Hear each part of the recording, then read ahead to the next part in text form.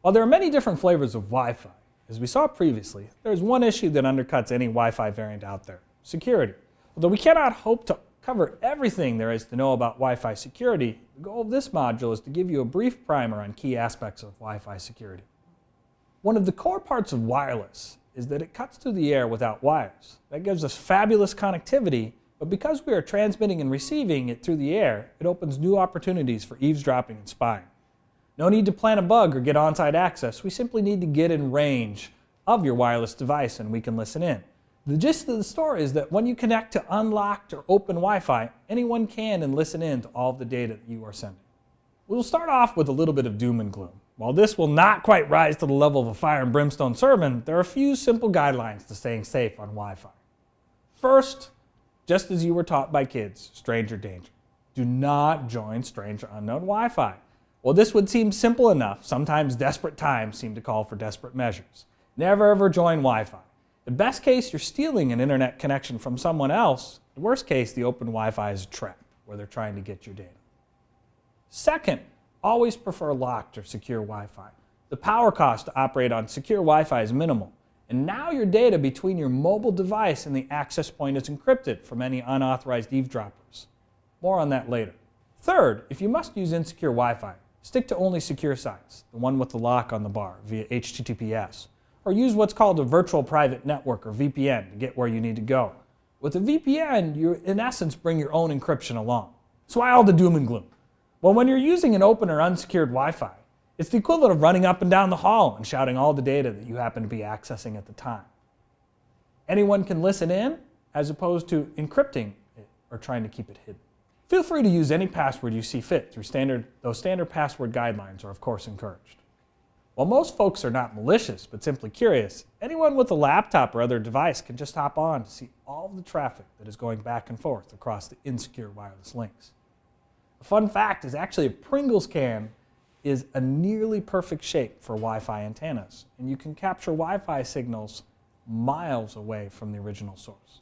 More importantly, the actual Wi-Fi access point can be trying to hijack everything that you're sending through the AP, either eavesdropping to listen in, or even injecting your normal web browsing with ads, viruses, or worse. This type of attack is something called a man-in-the-middle attack and can be brutally effective. Fortunately, not all hope is lost, as the Standards Committee for Wi-Fi had security in mind. To that end, there are multiple approaches towards providing security via encryption on your data. Encryption is the act of using a key that transforms your original data, what we call plain text, into ciphertext, which is the encrypted data.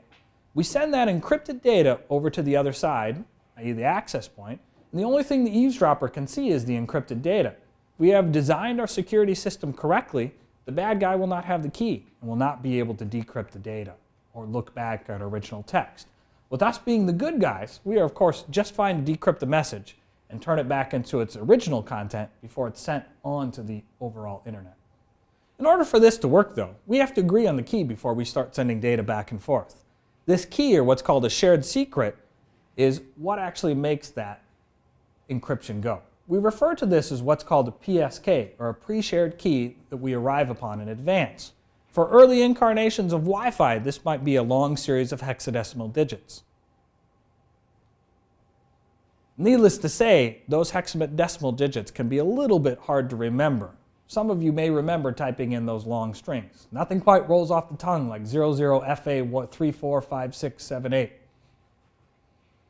More recent variants have introduced the notion of a passphrase that might range from anywhere from up to 64 bytes to considerably beyond. For most home Wi-Fi, two primary variants can be found in the field: WEP and WPA, WEP and WPA.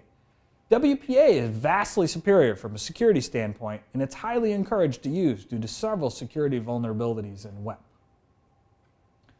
Even more recently, most home APs come with a button marked WPS, or Wi-Fi Protected Setup. WPS requires one to press a button on the access point, and then your device will securely negotiate a key without you having to type anything in the first place. This is much more secure and much easier to do. Alright, so let's suppose we have our encryption set up.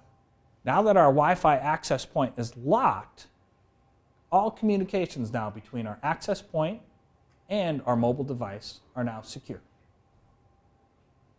Anyone eavesdropping cannot see our data. They only see the ciphertext, whether they're on the street or they're a couple blocks away.